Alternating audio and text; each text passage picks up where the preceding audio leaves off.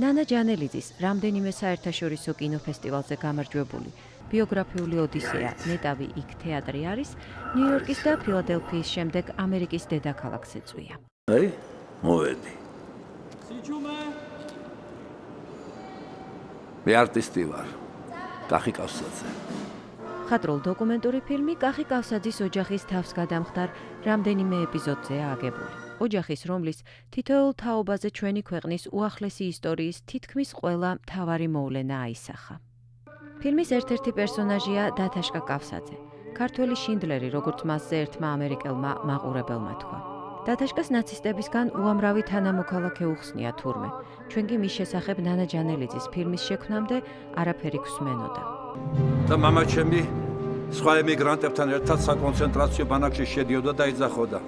ვინც ქართველი ხართ, გამოდით. ვინც ქართველი ხართ, გამოდით. მე თბილისელი სომეხი ვარ. გამოდი.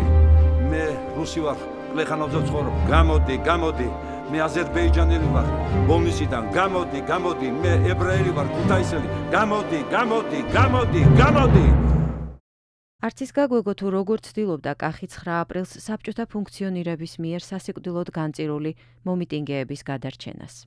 არადა ეს ამბავი მაინც ხომ ჩვენს თვალწინ ხდებოდა.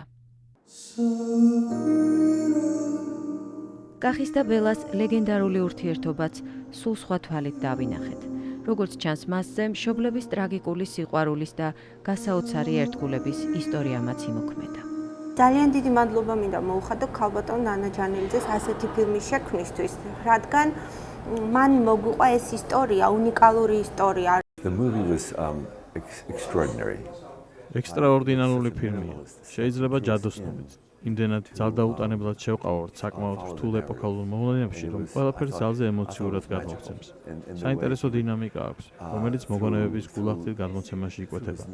უძლიერესი მომენტი იყო ციმბირის თემაზე ძველი მატარებლის ბორბლების მძლავრი ხმა და ასოციაცია. მუსიკაც ემოციური იყო და საერთოდ უზარმაზარი შთაბეჭდილება დატოვა.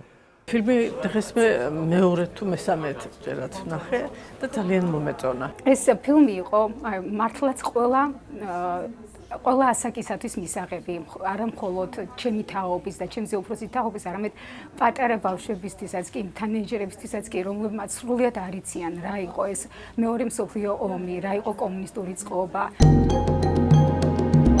კახი, ქართული თეატრის და კინოს გამორჩეულად კოლორიტული ვარსკვლავი.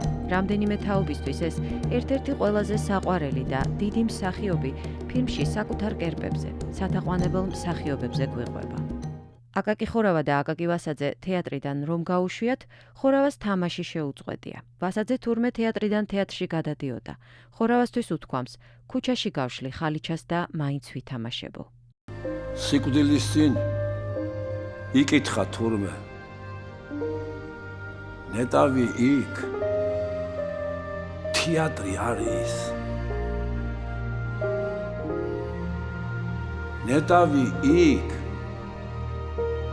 თეატრი არის.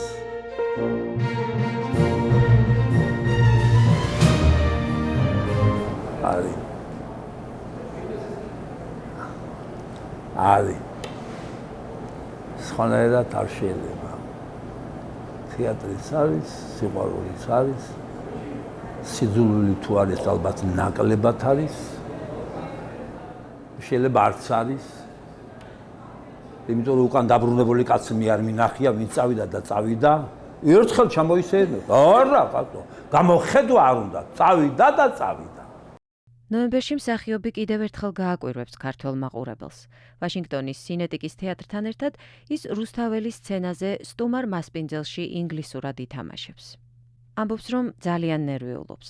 არ იცის, როგორ მიიღებს ამ ორიგინალურ სპექტაკლს საქართველო. You have gone crazy. Jokolai, crazy. მოკლედ, გინდა 80 წლის იყავი, გინდა 100 წლის იყავი, გინდა 12 წლის, გინდა 20 წლის, სულ გამოცდის ჩაბარებაში ხარ. დიდხანს ვერ ვაყოვნებთ კახის როგორც ყოველთვის თაყვანისმცემლები ელოდებიან. მაია ქვარცხალა, ამერიკის სხვა, ვაშინგტონი.